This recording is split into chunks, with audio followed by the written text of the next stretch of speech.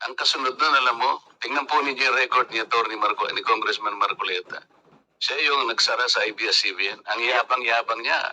Yes. Isipin mo, sasabihin mo. Yung topic ko, huwag padadala sa pakulo at panlilinlang. Anong panlilinlang doon? Explain ko yung sinabi ko. Kasi opinion ko po ito, sabi ko. Oo nga, hindi panlilinlang yon. Nakipag-handshake ako. Kaya nga, ang sinabi ko, unity begins. Sabihin ko lang po yung sinabi ko doon sa vlog ko. Hindi, panlilinlang ba yun? Mr. Chair, point of order lang po.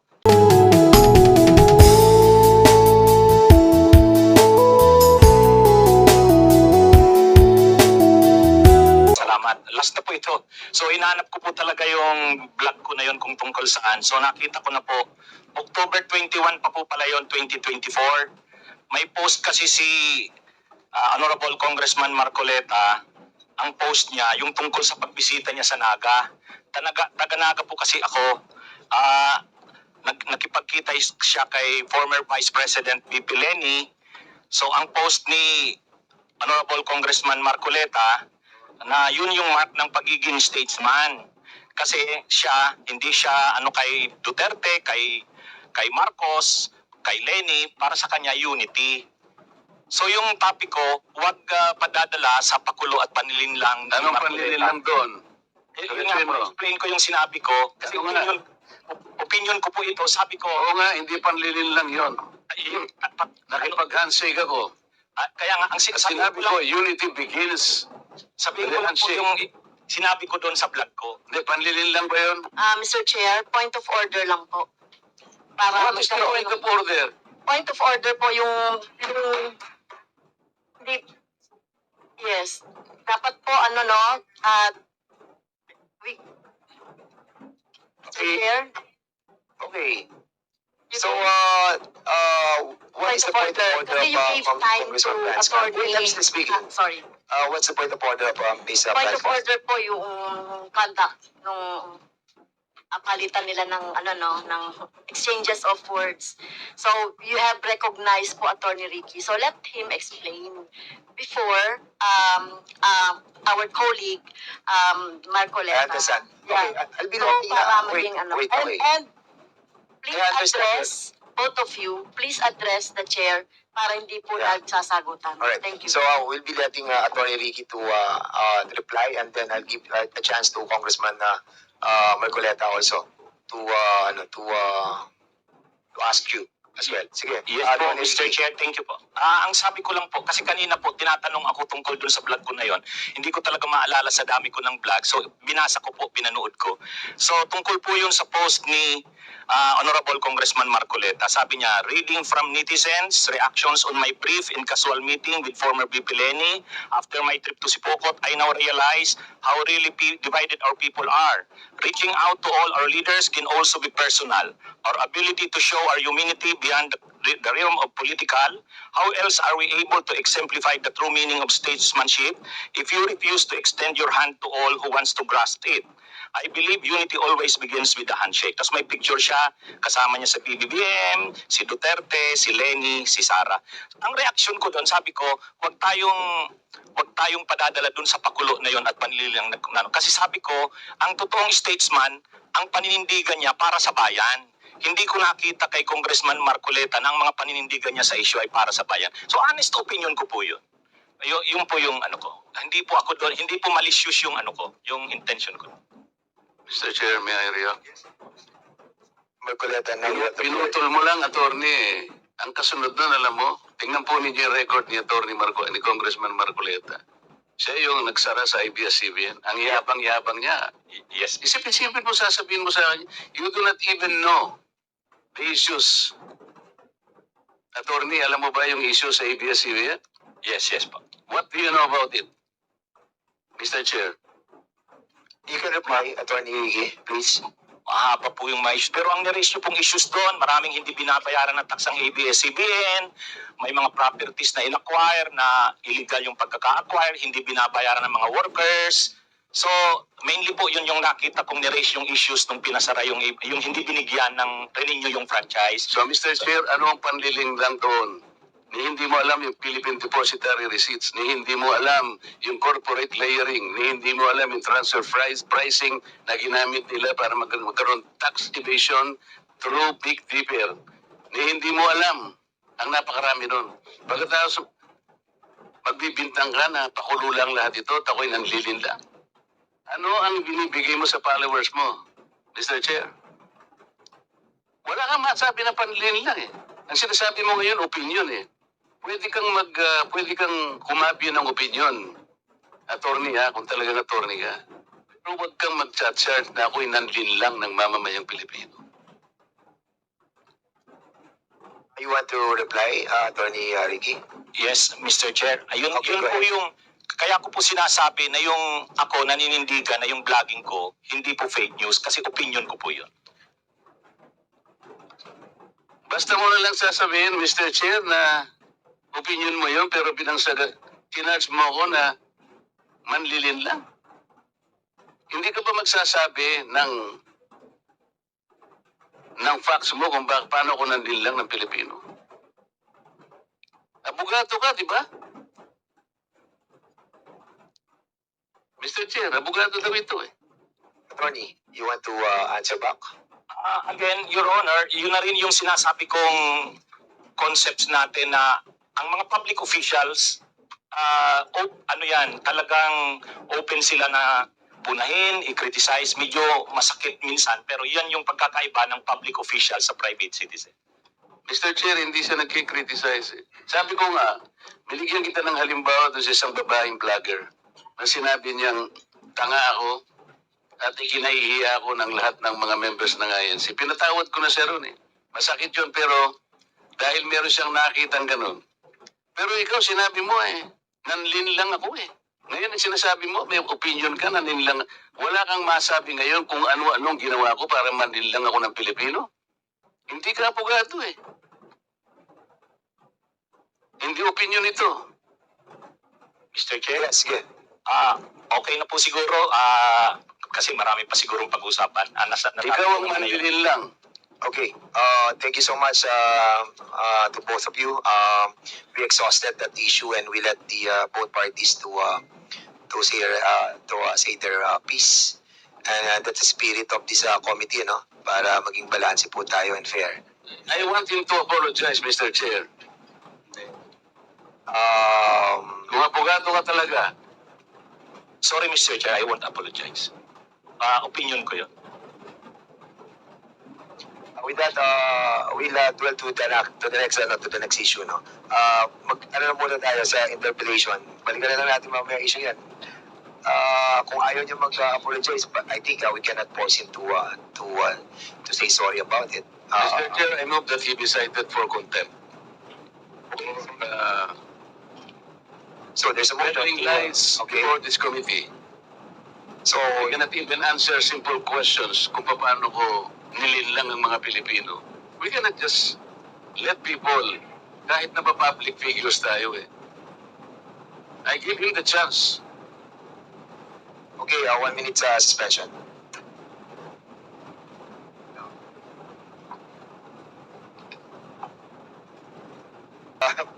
Parliamentary status ng ating committee, there's a motion that was moved by Congressman Marcoleta to cite Attorney Ricky in contempt. Unfortunately,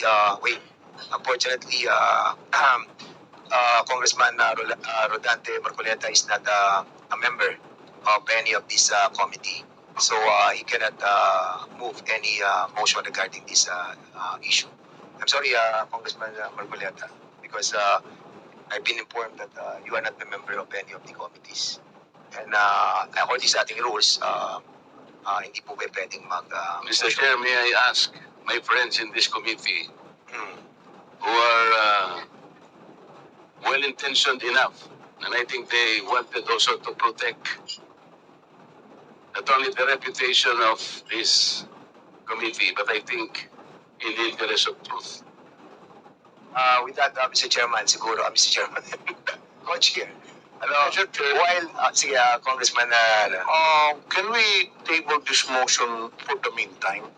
and proceed with the interpellation. Yeah. I think we can go back to that motion later, May but others. I think we should discuss that thoroughly, since this will be a contempt order, and it will be needing the approval of the members present.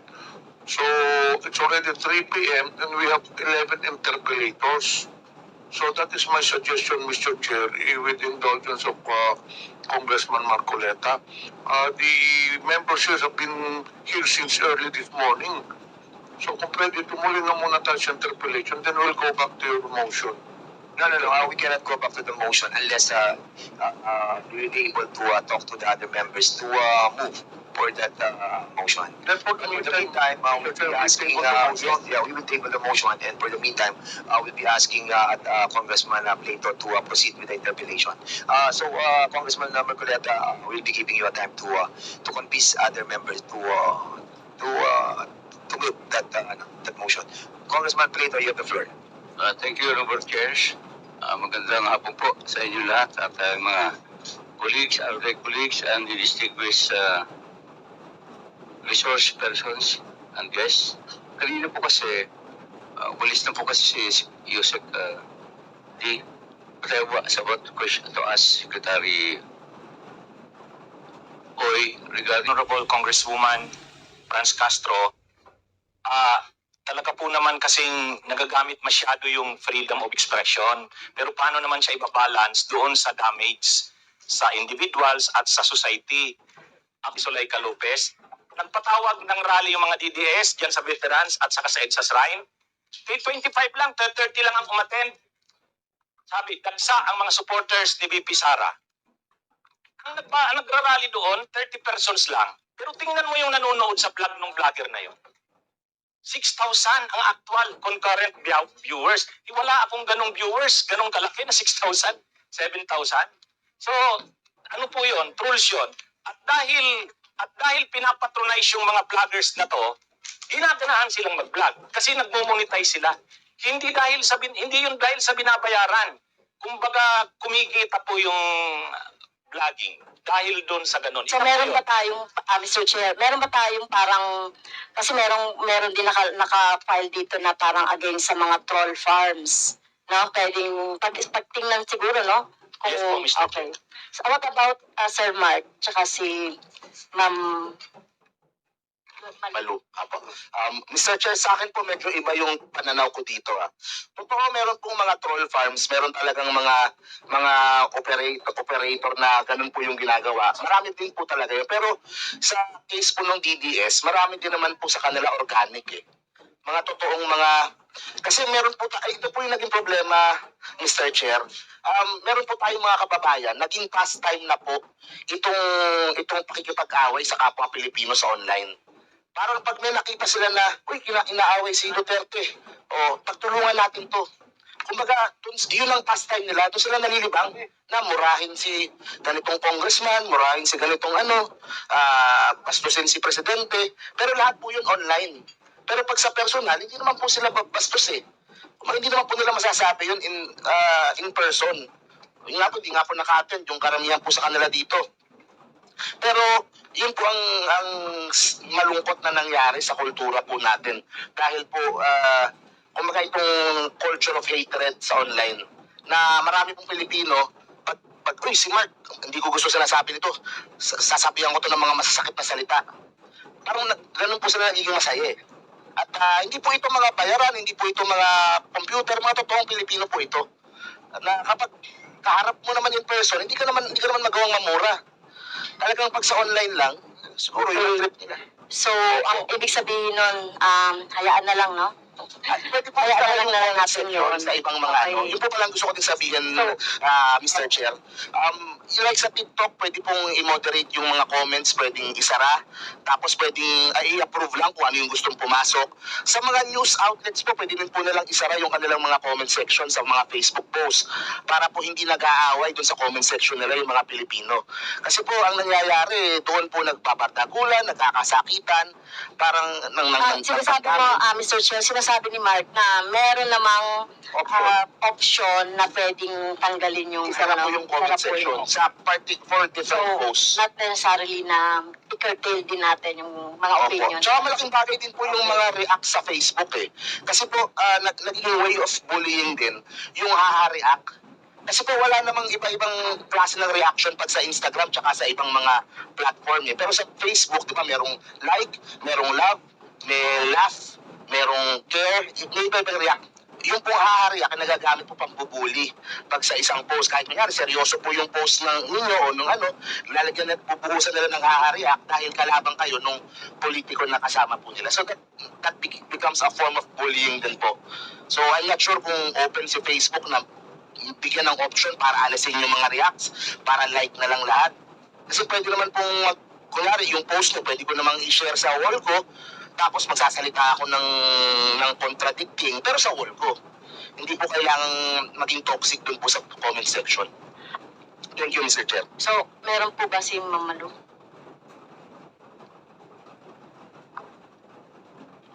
Mr. Chairman, Congresswoman, first, I think in the minimum, we need a code of ethics. Whether you agree with what is in the code of ethics, at least it prescribes a certain behavior for those who would go on a social media page. Second, I think I would suggest to the legislators and the politicians here, Facebook, which is number one in the Philippines, can actually provide free pulse of the public. You just have to understand the principle of the crowd, the principle of herds. And when you listen, when you post something and you ask reaction from the public, that is free and unfiltered. It is how you receive those comments that may not be to your liking. A focus group discussion would probably cost 500,000. Posting a line or two on a proposal, a bill, and seeking the pulse of the public is free. So I guess what am I saying? It can work both ways. For so long as the virality and the engagement is organic, I don't think we need to restrict expression. But in the minimum, let's have a code of ethics. Thank you, ma'am. Thank you. Thank you po. Ma'am, Thank you, Mr. Mr. Chair. Chair, pwede po magdagdag? Yes. Yan po. Gusto ko din pong idagdag din, pansinin niyo po sa aming mga vloggers, kahit yung mga nasa likod, karamihan po sa amin hindi na po nag-political vlogging sa Facebook. Kasi po ang ginawa po ni Facebook over the last few years, binaba po niya yung algorithm for politics sa platform niya. So pag naglabas ako ng post ng video about politics, hindi po siya kinakalat ni Facebook. So ang nangyari po sa amin, dahil hindi na kinakalat yung videos namin sa Facebook, lumipat kami sa TikTok, lumipat kami sa YouTube. Ang punto ko po, may kapangyarihan po yung mga platforms para pakontiin yung algorithm, para pakontiin yung views pagdating sa politika, para po hindi ganun katoxic. Kaya yung Facebook po ngayon, hindi po siya ganun katoxic. Kasi binabaan po niya yung pong algorithm for political posts. Lumipat po sa TikTok. Sa TikTok po ngayon nagbabardagulan yung karamihan po ng mga kababayan po natin. Thank you, Mr. Chair. So, okay ka na, Congresswoman? Alright, so I'll be asking our next interpellator, Congressman Dante Marcoleta. You have the floor now. And then after that will be Ma'am Geraldine. Maraming salamat, Mr. Chair. I'd like to ask any respondent present, Mr. Chair, if they can answer. Why did social media bloggers proliferate? Bakit po sila tumami?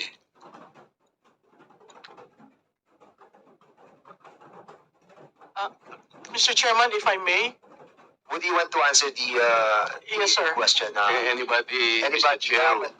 You're raising your hand, ma'am. Yes, sir. Sige, go ahead. Bakit dumami? Because it is free.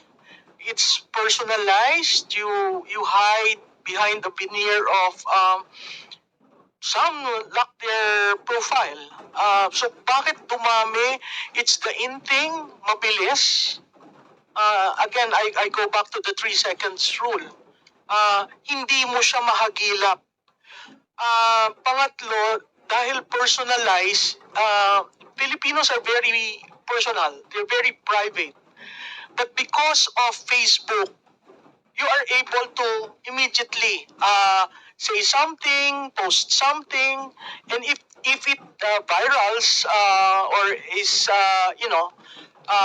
shared, then to a certain degree na-discover mo yung kagandahan ng technology. It's just that syempre meron ring side na ina-abuse. So sir, libre yun. Imagine you talking to your loved ones free. TikTok created a different animal. But TikTok is very segmented. You want to talk with the youth, go TikTok. But you cannot carry, your messaging has to adjust to their level. You cannot be doing TikTok and talk about freedom or rights. You have to contextualize that. So, makikita nyo ibang-iba. And the other thing that it's not only Facebook, even IG, Filipinos are very visual. So you take a picture na napaka-ordinaryo, they will not share. But you add color, you add culture, it becomes shareable. So these days, our world is becoming so small that you can actually send so many things and it becomes viral. So Is it also possible, Mr. Chair, that they can get more information, they can share more information through social media than they can get from the mainstream media? pwede yun, sir. May replacement factor kasi ang mainstream media takes a while to print. But ito, at the moment, you get to push what is happening. And That sometimes they do not trust mainstream media for information. meron study, sir, na ganyan.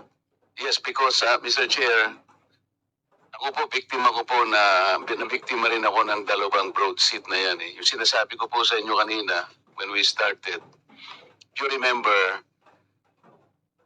last January 13, this year, there was a huge rally that happened. And I think this is something that we can agree on without debating with one another. It was a huge rally. In Metro Manila alone, the two broad states I was referring to estimated the crowd to be in the vicinity of 1.8 million participants. And there were 12 more sites across the nation. So the total, according to estimates, should not be less than 4 million people. Pag binasa po ninyo yung dalawang broad seats, Mr. Chair, on December 14, where the event is supposed to be reported, hindi man lang po ako na-mention. I was one of the speakers in that youth rally. Ang ating Senate President po was not there. Pero was given at least 2 paragraphs doon sa kanilang. Meron pong mga politicians na dumalo doon, although they were not invited. Pero na-mention po silang lahat. Ako po na nagsalita close to about 1 hour. Ni anino ko po hindi nabanggit eh. Mr. Chair, kahit na po sana yung sinabi, there was a politician who spoke there. We don't know him at all. Baka okay na sa akin yun eh. Not even an asterisk. Mr. Chair, tingnan po ninyo yung slogan ng dalawang broad seats. Balanced news. Fearless views. How can you balance that views? When one of the actors there, ako po yung nag-provide ng context. Bakit po takot na takot sila na banggitin na sa... Siguro, Mr. Chair, kung baka may litrato kung maliit doon, baka mamaya nilagnat po yung editor doon eh. Yung isa pang broad seat, truth shall prevail. Paano po? Nasaan po yung truth doon? Other politicians who just happened to be there, na-mention po lahat ang pangalan, except me. So dito po, natitipon tayo ngayon para pag-usapan yung mga bagay-bagay na nai-report yung po talaga sobra. And I admit that. Kagaya po nung nangyari kanina ngayon. Yung iba naman po tama lang yung ginagawa nila, Mr. Chair, sapagkat they can criticize. Lalong-lalo na po doon sa mga public figures and public servants like us. Huwag po tayong balat sibuyas, sabi po ng jurisprudence. Meron pa nga pong doctrine of fair comment. Ito po ay nagawa dun sa Burhal versus CA. Na kapag ka po yung isang pinag-uusapan relates to public interest in public discourse, huwag po tayong masyadong manipis. Talagang meron po silang karapatang i-criticize tayo. Tama po yun. Maliwanag po na nakalagay sa ating saligang batas, pinoproteksyon na ng free speech. At pagka po public issues po, public discourse talaga, may karapat na sila kahit vlogger sila, kaya mag-criticize. Meron lamang po talagang dapat na limit lamang, na dapat po yung mali siya ay wag namang, pinakikiusap natin, wag naman nilang ilagay yon. Kanina po, napatunayan ko na po kanina, na dahil ako po ay naglagay lang ng isang sa aming Facebook yata yun. Kinakamayon ko po ang ating former Vice President kasi nandun po ako sa Naga. Napansin namin nung bago kami umalis, malapit po pala yung opisina niya doon sa aming sinakyan. Ay naipasya namin na bisitahin din ang ating Vice President. Para sa akin po wala naman pong masama siguro. Naipaliwanag ko lamang doon na I was running as an independent. Talaga naman po. So if I associate myself even personally to our public figures, at sinabi ko nga po doon, I can relate myself even personally, and even unity can begin in a handshake. Bakit naman po kailangan mag-vlog siya na yun po'y pakulo at panlilin lang? Ay, tinatanong ko po sa kanya, kung ano yung panlilin lang doon. Doon hindi na po yun na public discourse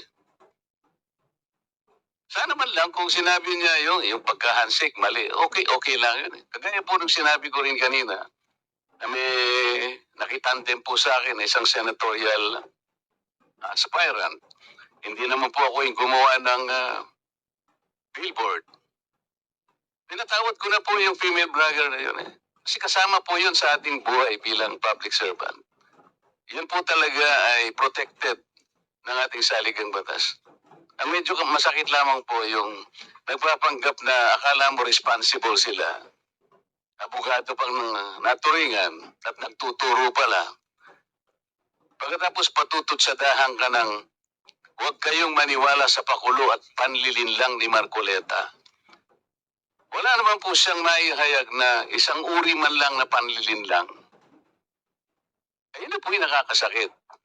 Nakakalin lang na po. Siya po yung nanlilin lang na hindi po ako Naililigaw po niya yung marami. Ayoko po, Mr. Chair, na matapos tayo dito na parang kinakartel po ang rights ng mga vloggers. Hindi po, huwag natin gagawin yun. Sapagkat karapatan po nila na i-criticize tayo sa paraan na talagang kailangang mangyari yun. Pero huwag silang magpapakasobra, kagaya po ng aking sinasabi kanina. At sabi niya, hindi siya mag-apologize sapagkat opinion niya. Pwede po bang mag-formulate ka ng opinion nang hindi mo naman kayang isubstantiate? Mag-charge ka ng isang tao na sasabihin mong nanlilin lang ng kapwa Pilipino at opinion mo pala yun? Yun po siguro yung dapat nating lamang nabigyan ng attention, Mr. Chair. Yung mga ganong klaseng mga pamamaraan ng pag-criticize sa atin nang wala namang basihan. Pag may basihan po, yun po yung sinasabi ng doctrine of fair comment. Basta mayroong pinagbasihan po na kinakailangan kang makriticize. But if unity begins with a handshake, ay sasabihin niya pong panlilin lang. Kolega po, hindi naman tama yun eh. Kaya po sa ngalan po ng mga vloggers na kailangan din po natin sila, lalo na ang kinukomment po nila yung governance. Okay lang po sa atin yun. Huwag po tayong magiging balat sibuyas, sabi po ng jurisprudence. Kami po ay hindi balat sibuyas pagdating doon. Ngunit, kailangan tayuan naman po nila pagkaharap-harapan. Yung criticism po dapat merong basis. Kung wala pong basis, Mr. Chair, ay lalo pong napapahamak yung mga taong pinagsisilbihan nila. So, imbes na po sila yung makapag-inform, na ililigaw po nila yung marami sa atin. Yun po siguro yung dapat nating bigyan ng ano. Katulad po nung binanggit ko kanina, sana maitanong ko po kay Dr. Rachel Khan kung nandyan pa po siya. I think yung ating pong akadema, no, umalis na siya yung nasa online. Kasi kanina po, Mr. Paalam Chair, kanina. dinistinguish po niya yung misinformation, disinformation, at saka malinformation. Yun pong Kasi yung misinformation. yung isa nating academe nandito pa ba yung academe natin sa sa UP? Kung nandyan po siguro, wala na po. Pa-excuse na rin, Congressman Marcoleta. Yes, Mr. Chair, sinabi po sa misinformation, ito po ay karaniwan, nangyayari sa pagkakamali at wala naman siyang intensyon na iligaw yung ating publiko. Yung isa po yung disinformation, ito sinabi niya ito yung deliberate. Ito yung manipulative. Dito po ay masasakop yung ginawa ng dalawang broadsheets. Deliberate po na ginawa nila eh. Manipulative sapagkat paano po nila ako naalis doon sa pangyayari noong January 30? Isa po ako sa nagsalita. Sana man lang may sinabi sila, meron pong isang taga-kongres ang nagsalita. Period. Okay na po sa akin yun. Pero totally po na obliterate po ako. Yun po ay disinformation. Yun po ay hindi tama at nalilin lang po ang ating mga mamamayan. Lalo na po yung malinformation. Ito po yung nangaatake ng reputasyon. Ito po yung deepfake.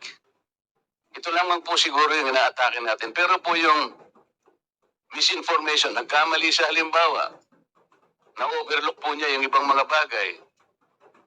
Huwag po tayong masyadong maigpit sa kanila. Pabayaan po natin sila sapagkat nakakatulong naman sila. Baka naman sa ating pagmamadali po, nagkakamali rin tayo. Hayaan natin silang i-criticize din nila tayo. Huwag lamang po yung talagang lantaran na po, deliberate. At kung titatanungin mo naman, wala naman po palang basihan, kagaya po ng napatunayan ko sa hapong ito. Maraming salamat, Mr. Chair. Okay, thank you so much, Congressman Marcoleta. I was supposed to ask you something about that Supreme Court decision about the Balat Sibuyas issue.